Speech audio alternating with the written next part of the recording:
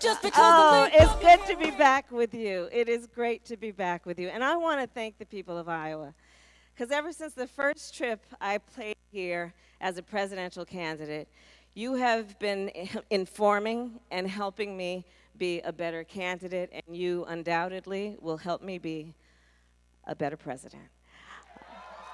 So I want to thank you. In fact, one of the first meetings I had was a meeting with a group of teachers here. And that during that meeting, you said to me, hey, Kamala, you know, this issue of teacher pay you've been talking about is a national issue.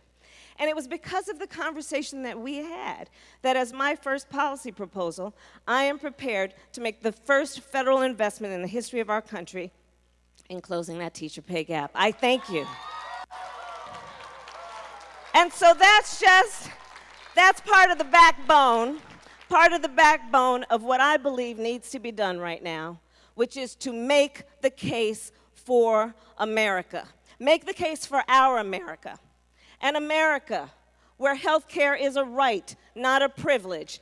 America where teachers are paid their value. An America where women have the right to make decisions about their own bodies. An America where somebody has to work only one job to put food on the table and a roof over their head. An America where our children do not have to go to school every day and be concerned about some mass shooter roaming the hallways of their school.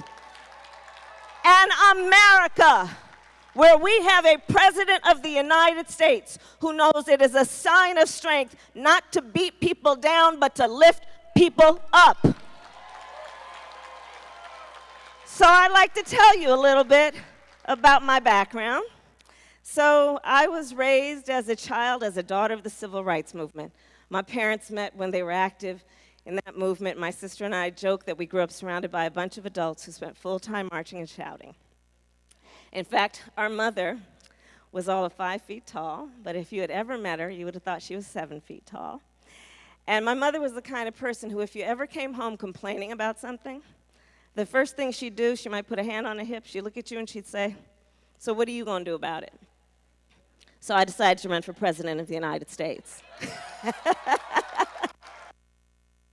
So the other thing I can tell you about my background is I spent a career as a prosecutor. And I prosecuted those who would prey on the most vulnerable, murderers and rapists. I prosecuted banks. I prosecuted big pharmaceutical companies who were preying on the most vulnerable and consumers. I prosecuted the big banks and for-profit colleges who were defrauding homeowners and consumers. And I'm going to tell you somebody else who has defrauded the American people. Donald Trump. He promised the American people that he would take care of dreamers, that he would protect farmers, that he would protect working people. But what did we get instead? We got a president of the United States who made a whole lot of promises and betrayed the American people. What did we get? A lot of broken promises. So we need to prosecute the case. And I'm going to tell you, there's a rap sheet full of evidence to make the case. Let's look at what happened. He promised health care, and then he tried to rip health care away from millions of people. What's that called? Health care fraud.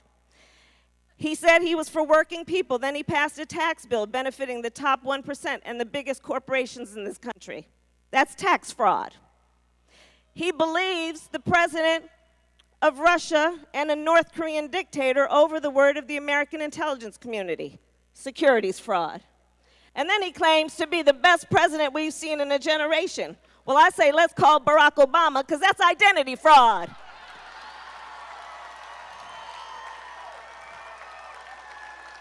So I'm here to ask for your support.